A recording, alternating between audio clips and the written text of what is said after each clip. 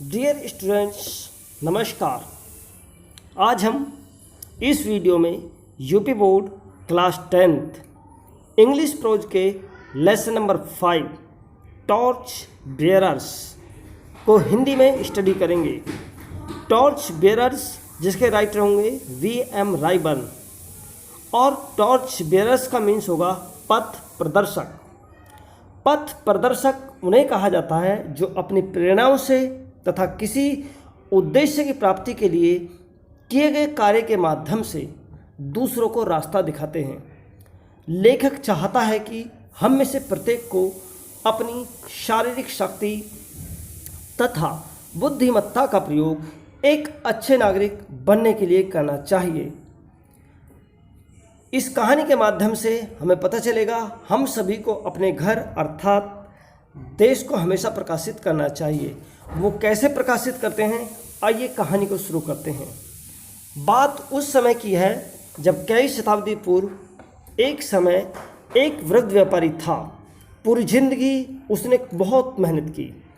पूरी जिंदगी उसने सामान को खरीदा बेचा अर्थात क्रय विक्रय किया और इसका परिणाम यह हुआ कि वह बहुत अमीर होगा और उसका जो धन था वो बहुत ज़्यादा बढ़ गया। जैसे जैसे समय बीता यानी जैसे जैसे टाइम पास हुआ तो उसकी जो धन संपदा थी वो और बढ़ती गई। लेकिन तभी एक दिन उसे यह एहसास हुआ कि अब इस संसार में वह ज़्यादा दिनों तक जीवित नहीं रहेगा। अब इस बात पर विचार करने लगा कि वह अपने धन का क्या करे। उसके 2 पुत्र थे और उसने निश्चय यह किया कि वह अपने धन को दोनों पुत्रों में नहीं बांटेगा, अर्थात वह अपने धन का 2 हिस्सा ना करके किसी एक ही पुत्र को देगा। अब समस्या यह थी कि किसको दे। तो उसके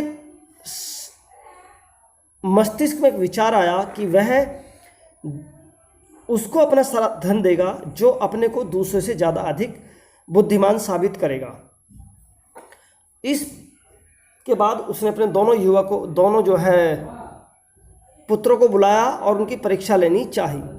तो उनकी परीक्षा लेने के लिए उसने उनको 2 रुपये दिए कि ये 2 रुपये हैं, इनमें से तुम दोनों एक एक लो और कुछ ऐसा खरीद कर लाओ जिससे पूरा घर भर जाए और तुमको 1 रुपये से ज़्यादा खर्च नहीं करना है। अब इतना सुनने के बाद उसके दोनों पुत्र हैरान हो गए और उन्होंने अपने पिता की ओर ऐसे देखा जैसे कि उनके पिता होश में ना हो।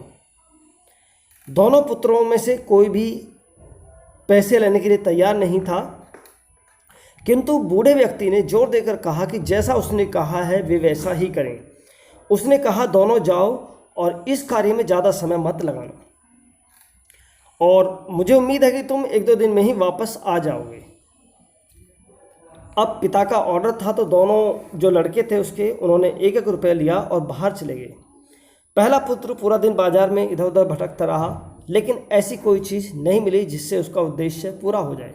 पूरा दिन वह बाजार में हर दुकान पर जा जाकर घूमता रहा, लेकिन उसे कुछ नहीं मिला। अब उसका विश्वास बिल्कुल मजबूत हो गया कि उसके पिता का मानसिक संतुलन खराब हो गया है। वह उम्मीद छोड़ने ही वाला था कि सामने से उसे भूसे से भरी एक गाड़ी दिखाई दी। उसने सोचा कि शायद इस गाड़ी में जो भूसा है उससे मेरा उद्देश्य पूरा हो जाए, यानी जो घर है वो इस भूसे से भर जाए। अब वह सोचने लगा कि पता नहीं 1 रुपये में कितना भूसा मिल पाएगा।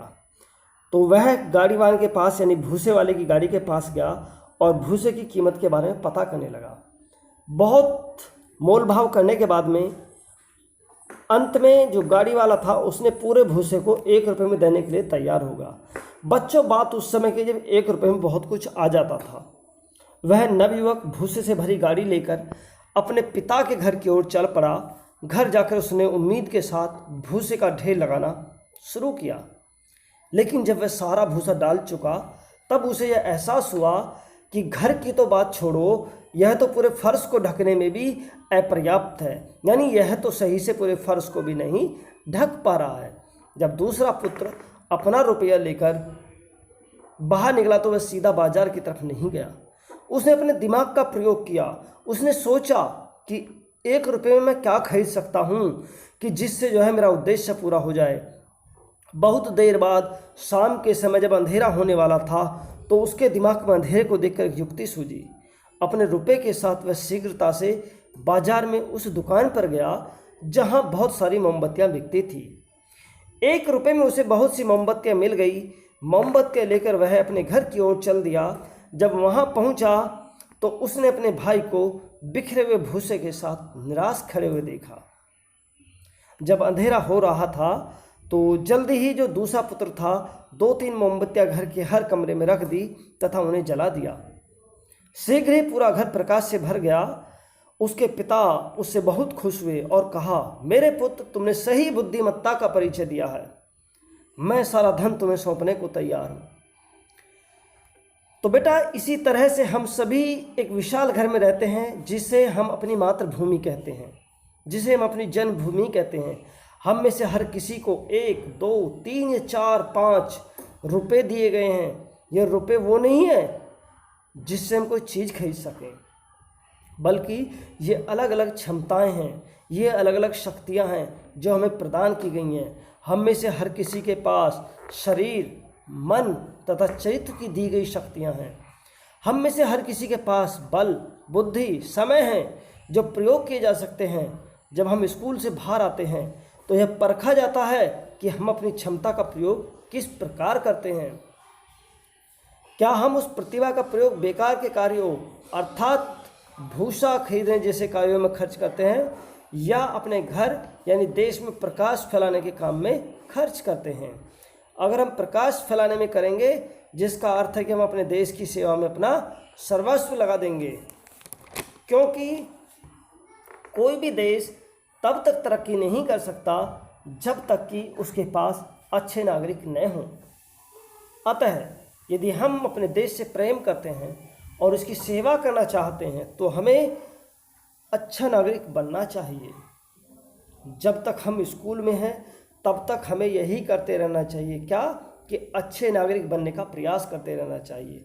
हमें अपने अंदर आदर्श नागरिकता को प्रशिक्षित, ट्रेंड करना चाहिए तथा अच्छे नागरिक के गुणों का विकास करना चाहिए। अगर हम ऐसा करते हैं तो जब भी हम घर व स्कूल छोड़ेंगे और देश के अलग अलग हिस्सों में जाएंगे तो हम उसे अच्छी नागरिकता के प्रकाश से भरने के योग्य हो पाएंगे।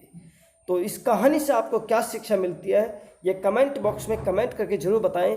साथ ही साथ इस वीडियो को अपने दोस्तों के साथ में शेयर जरूर कर दें ताकि भारत का हर बच्चा शिक्षित हो सके और वो गुणवत्तापूर्ण शिक्षा का लाभ ले सके।